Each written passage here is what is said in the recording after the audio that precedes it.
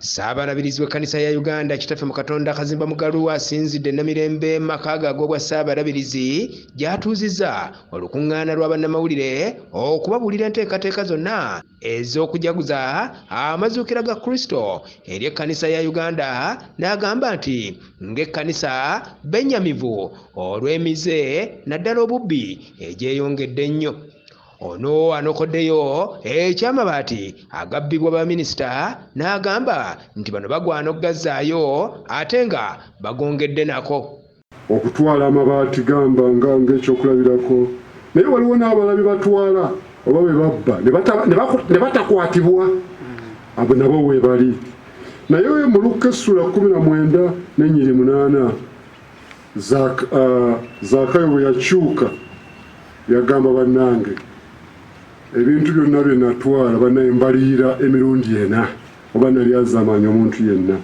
Kale njagala okuyita abantu bonna, buli muntu yenna ku Paasika oba olina ekintu kye watwala nga si kikyo kikomyewo, naye oyongerezeeko katono ku ekyo kye wabba, yongerako ng'okomyawo. Togamba kino kye natwala nkomeza, yongerakokko, kubanga munnange ebbanga ly'okitutte ebyobadde nakyo era yandibadde kikoze amagoba.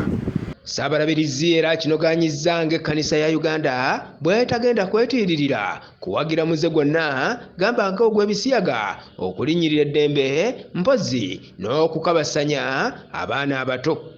Ebisiyaga mulimu n'obwenzi n'okukwata abaana, kusobya ku baana n'abantu, n'okwonoona famire zaffe. Ebintu ebyo mwe muli ne bannaffe abaleese obugwenyufu nga bakozesa kye bayita LGBTQ, omuli abakazi okwewasa oba okweyendako, abasajja okweyendako.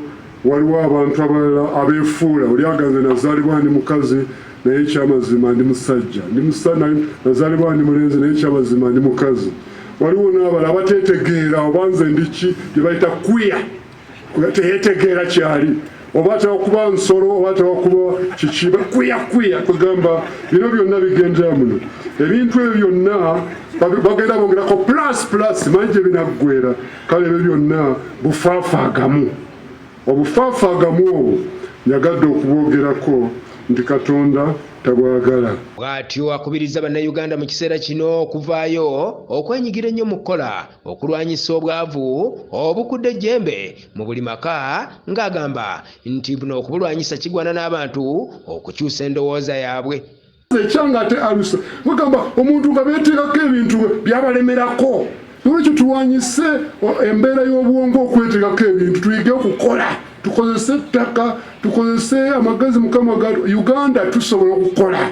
Senga tusobola okukola, ate n'abantu bano abatwala ebisingako ku byabannaabwe ne baleeta ebyobugagga ne bigabanyizibwa, tulina ebintu ebisobola okwegabanya nga bannayuganda ne tulwanyisa. Bannaffe bagamba nti ye yaliko Ssaabaminisita wa Uganda Mbabazi ono nga ye ssentebe w'akakiiko akazimba Kyachawusi agambye nti mu kiseera kino bannayuganda bagwana okweyambisa amazuukira okukyusa endowooza zaabwe mu buli kimu kye bakola ekitali kirungi mu maaso ga Katonda.